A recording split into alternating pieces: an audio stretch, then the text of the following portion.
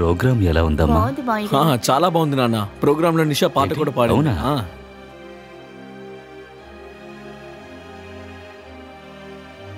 ఇప్పుడు మీరిద్దరు కూర్చోండి. అరే కూర్చోండి, ఓ పనుంది. కూర్చోండి. అమ్మా, నీ పుట్టినరోజుని నేను మామూలుగా వదిలిపెట్టను. నీకోసం ఏం తీసుకొచ్చానో చూడు. మామయ్య గారు, ఎప్పుడు కూడా చిన్నవాళ్లే మొదటి ఇవ్వాలి. మేం కూడా మీకోసం ఒకటి తెచ్చాం. లేదు తల్లి, జీవితంలో మొదటిసారి నీకు ఒకటి ఇస్తున్నాను. ముందు నేనిస్తాను. వెళ్ళి నీ చైన్ తీసుకురా. చైనా? చైన్ అలా ఉండనివ్వండి మామయ్య గారు. ముందు మీ గడియారం ఇవ్వండి. మీకోసం మేము ఈ చైన్ తీసుకొచ్చాం నాన్న. గడియారమా? గడియారం నేను ఇస్తాను, కానీ తల్లి చూడు, ఈ డాలర్ని చూడు. ఈ ముసలోడికి బుద్ధి లేదనుకో, కానీ చైన్కి ఈ డాలర్ సరిగ్గా ఉంటుంది కదా. వెళ్ళి చైన్ తీసుకురా. ఇంత కాస్ట్లీ డాలర్ మీరెలా కొన్నారు మామయ్య గారు? నీ కళ్ళల్లో సంతోషం చూడ్డానికి గడియారాన్ని అమ్మేశాను. అంటే మీ వాచ్ని అమ్మేసి మరి డాలర్ని కొన్నారా? మీకోసం నా ప్రాణాన్నిచ్చిన అది తక్కువేనన్నా. అమ్మా, వెళ్ళి చైన్ తీసుకురా. మామయ్య గారు, ఆ చైన్ అమ్మేసే మీకు ఒక చైన్ తీసుకొచ్చాం మామయ్య గారు.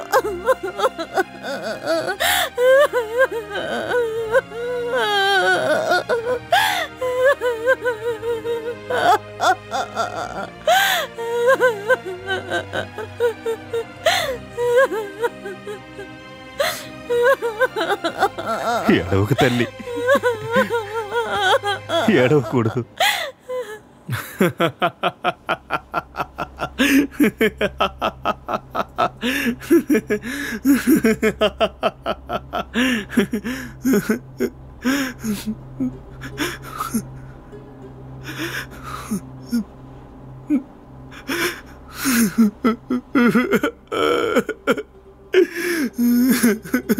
నాన్న, పరిస్థితులు ఎందుకు మనిషిని బలహీనంగా మారుస్తుందో నాకు అర్థం కావట్లేదు. ఇవన్నీ మాకే ఎందుకు జరుగుతున్నాయి? ఎందుకు? బాబు, ఈరోజు మనం అన్నింటినీ పోగొట్టుకుని ఉండొచ్చు, కానీ ఈరోజు మనలో ఉన్న ప్రేమేంటో తెలిసింది కదా బాబు. నిషాని ఓదార్చు. రా రా.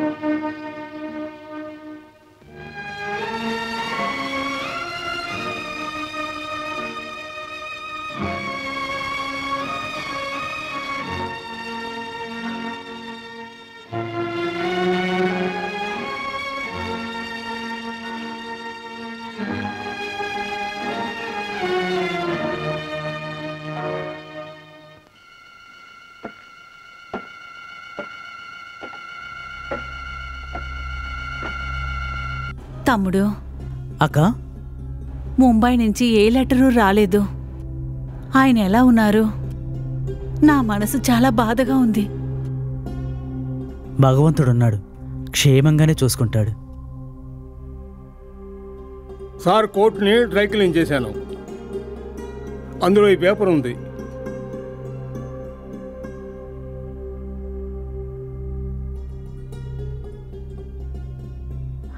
అక్క, మాస్టర్ గారి దగ్గర నుంచి లెటర్ వచ్చింది. తమ్ముడు ఏమి రాసిందో చదువు. తమ్ముడు, అక్క మనం ఇప్పుడే ముంబైకి బయలుదేరదాం. పద వెళ్దాం.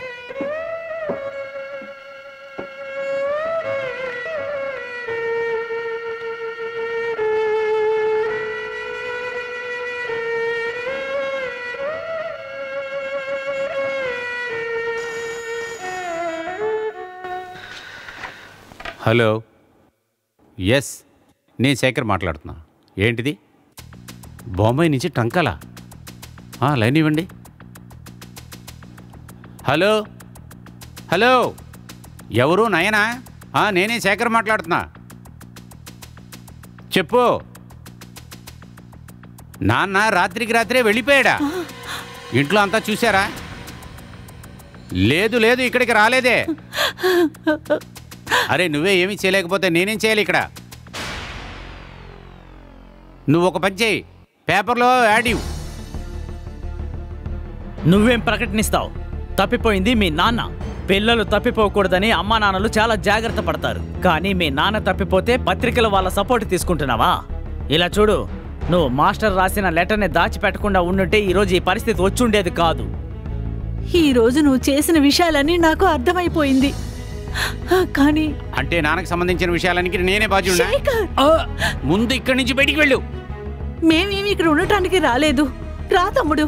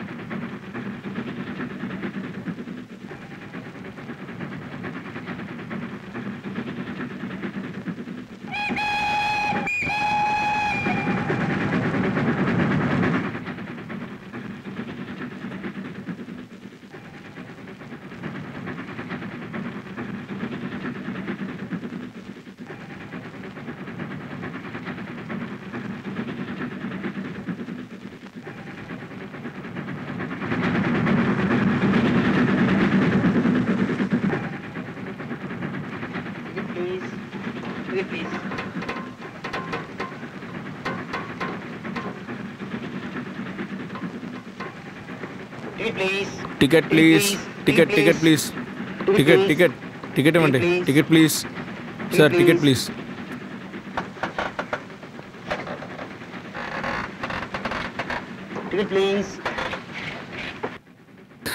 నా టికెట్, నా టికెట్ ఏమైంది? మీ టికెట్ని దొంగిలించారు అంతేనా?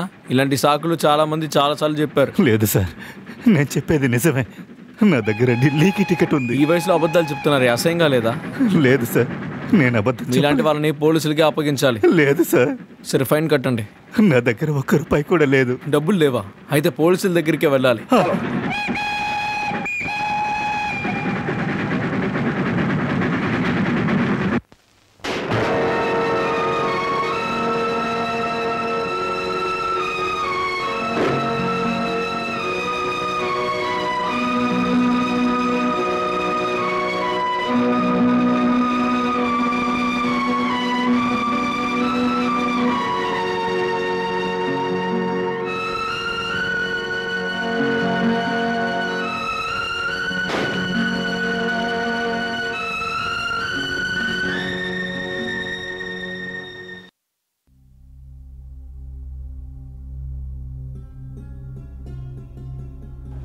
ఏమండి, నేను మీతో ఒక విషయం చెప్పాలి. ఏంటి? ఇక్కడ బిడ్డలు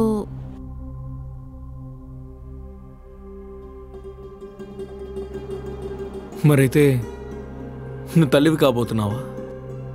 అవునండి.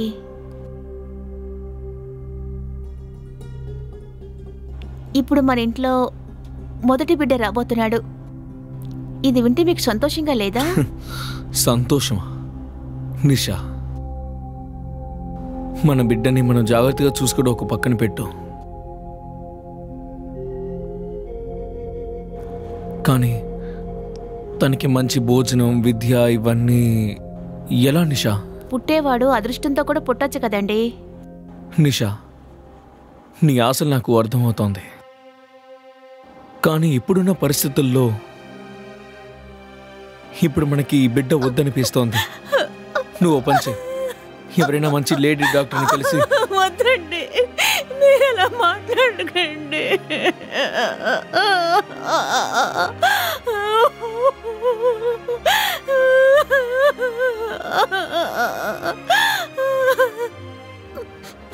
మావయ్య గారు ఇప్పుడు మనతో లేరు,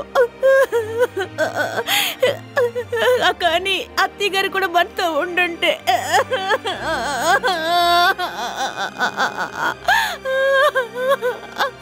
కోడలా,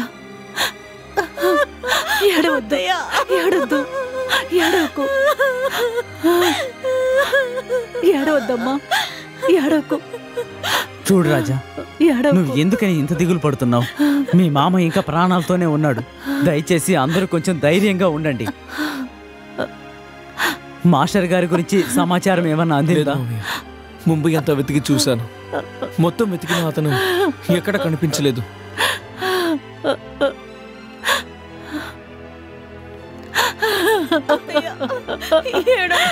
అక్క అక్క ఏడవకు, మాస్టర్ గారికి ఏమీ కాదు. ఆయన క్షేమంగా ఇంటికి తిరిగి వచ్చేస్తారు. నువ్వేమి ఏడవకు అక్క, ఏడవకు.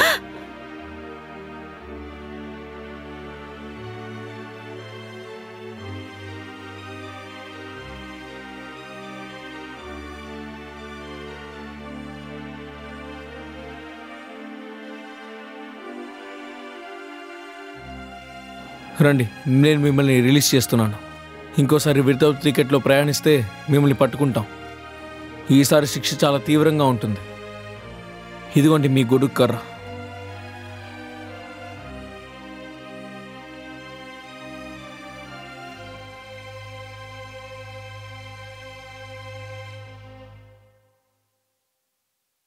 మౌలి, నీ వలనే అంతా మన చేతికొచ్చింది. చాలు, ఇంకా మనం సంతోషంగా ఉండొచ్చు. Thank you. శేఖర్, మీ అమ్మ శని దేవత ఇక్కడి నుంచి వెళ్ళిపోయింది. ఇకపైన నేను ఇక్కడే ఉండబోతున్నాను. నిన్ను ఇక్కడి నుంచి పంపించడానికి ఎవరు కుదురుద్ది? డార్లింగ్, మీ పెయింటర్ దగ్గర ఒక పోర్ట్రైట్ ఇచ్చా కదా, దాని సంగతి ఏమైంది? ఇంకా కొన్ని రోజుల్లో రెడీ అయిపోతుంది. లక్షాధిపతి శేఖర్తో ఆయిల్ పెయింటింగ్. మౌలి, మన ఫ్రెండ్స్కి అంతా మనం ఒక పార్టీ ఇద్దామా? ఖచ్చితంగా ఇద్దాం.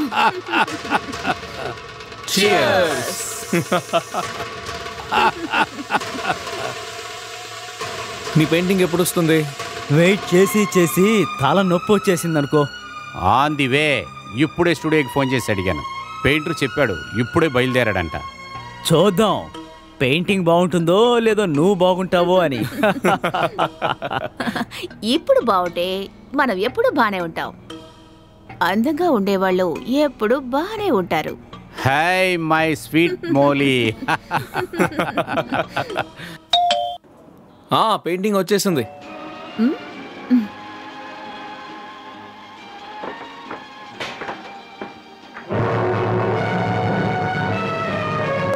అరే, ఎక్కువ సంతోషపడిపోకండి. పెయింటింగ్ కి బదులుగా మీ కుటుంబ గ్రూప్ ఫోటో ఇక్కడికి వచ్చింది. మీరందరూ ఇక్కడికి వస్తున్నారని ముందలే చెప్పాలి కదా. ఎందుకు ఇక్కడికి వచ్చారు? శేఖర్, నువ్వు భయపడకు. మేమందరం మీ ఇంటికి తినడానికి ఉండడానికి రాలేదు. నాన్న గురించి నీకేదైనా తెలుసా? నాకెలా తెలుస్తుంది? కనపడకుండా పోయినోడిని వెతకొచ్చు, కానీ పారిపోయిన వాడిని ఎక్కడ వెతకాలి? అమ్మా, అందరూ బయటికి వెళ్ళండి. మీకు తెలీదా ఇక్కడ పార్టీ జరుగుతుందని? నాకు అనిపిస్తోంది ఇక నువ్వు పాటించే నీ తప్పుడు అలవాట్లన్నీ తెలుస్తుంది. తెలిసిపోయింది కదా. ఇదిగో నువ్వు కూడా ఒక గ్లాస్ తాగుతావా? శేఖర్, హే, నీకు సిగ్గుగా లేదు? ఏయ్! పెట్టుకోవద్దు. వదలు. శేఖర్, అరే, గొడవ పడకండి. చెప్పేది. ఆపండి. నేను ఏం చేస్తానో చూడు. హే, ఇప్పటికే అనేక సమస్యలుంటే ఇంకో కొత్త సమస్య తెచ్చి పెడుతున్నావా? నయన్, ఈ పాపాలున్న ఇంట్లో మనం ఉండక్కర్లేదు. సార్ మీ పెయింటింగ్ వచ్చేసింది. హే రా, లోపలికి తీసుకొచ్చి పెట్టు.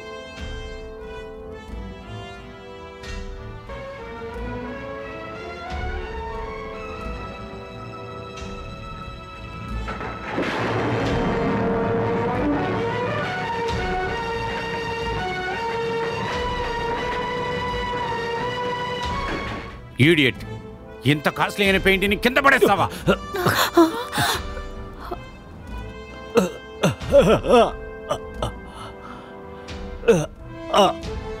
నా జీవితం మొత్తం నేను భారాన్ని తప్ప వేరే దేన్ని మోయలేదు.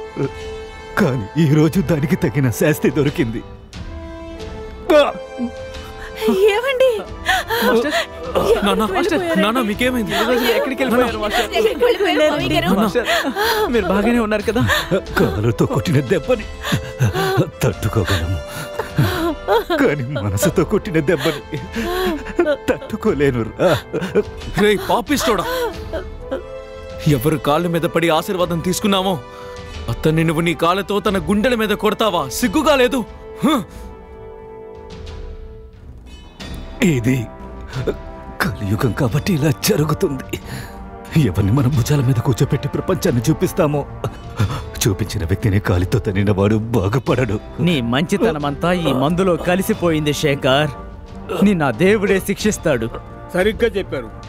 దేవుని దగ్గర నుంచి, చట్టం దగ్గర నుంచి ఎవరు తప్పించుకోలేరు. ఎవరు కదలకూడదు. కదిలితే కాల్చేస్తాను. మదన్, నువ్వా? మదన్ కాదు, ఇన్స్పెక్టర్ మదన్ లాల్ శర్మ. నీ గురించి, నీ కూటమి గురించి అంతా తెలిసిపోయింది నాకు. ఇన్ని రోజులు పనివాడుగా ఉంటూ నువ్వు ఈ జాబ్ చేస్తున్నావా? అలా అయితే హరిశ్చంద్ర మహారాజు గారు కూడా ఒక ఇంట్లో పని చేయాల్సిన పరిస్థితి వచ్చింది. ఇదిగో మేడం, నాకు తెలుసు నువ్వు ఏదో ఒక రోజు అత్తగారింటికి వెళ్ళాలి అని. ఆ రోజు ఈ రోజే మేడం. అదిగో మీ అత్తింటి వాళ్ళు. అందరూ స్టేషన్కి బయలుదేరండి.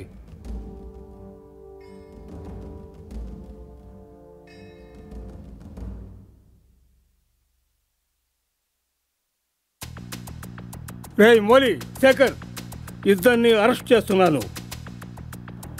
శేఖర్, లక్షాధికారి అవ్వాలన్న కోరికతో నువ్వు తప్పుడు మార్గాన్ని ఎంచుకున్నావు బాబు. కానీ ఒక విషయం మర్చిపోయావు. నేరస్తుల బుర్ర చాలా చిన్నది, చట్టం చేతులు ఎంతో పెద్దవి. నాకు ఎవరు అడ్వైస్ అక్కర్లేదు. ఇక్కడ జరిగేదంతా నాకు బాగా అర్థమైంది. పిల్లలు కఠినమైన వాళ్ళు అయ్యుండొచ్చు, కానీ తల్లిదండ్రులు అలా ఉండలేరు. బాబు, ఎప్పుడు నువ్వు తిరిగి వస్తావో అప్పుడు అమ్మ నా దగ్గరికి తప్పకుండా రావాలి. మన ఇంటి తలుపులు నీకోసం ఎప్పుడు తెరిచే ఉంటాయి బాబు. మోలీ రా. శేఖర్,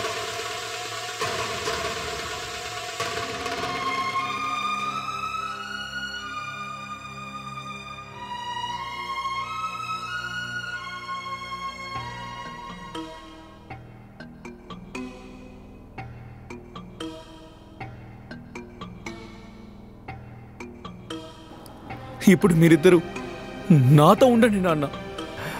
వద్దు నాన్న, జీవిత ప్రయాణం చివరి దశలో మనిద్దరం కలిసే ఉందాం. నేను నిర్ణయం తీసుకున్నాను. ఈ రోజుల్లో జీవించాలన్న కోరికుంటే తన కాళ్ళ మీద నిలబడి జీవించాలి. లేదు మావయ్య గారు, లేదు. ఎప్పటికీ మీతోనే మేము కలిసి ఉంటాం. మావయ్య గారు, ఎప్పటికీ కూడా మేము మిమ్మల్ని వదులుకో. అత్తయ్య, అన్నా, నేను నీ సేవలో ఎంతో లబ్ధిని పొందాను. మీ మంచి బంధాన్ని చెడగొట్టుకోవడం నాకు ఇష్టం లేదు.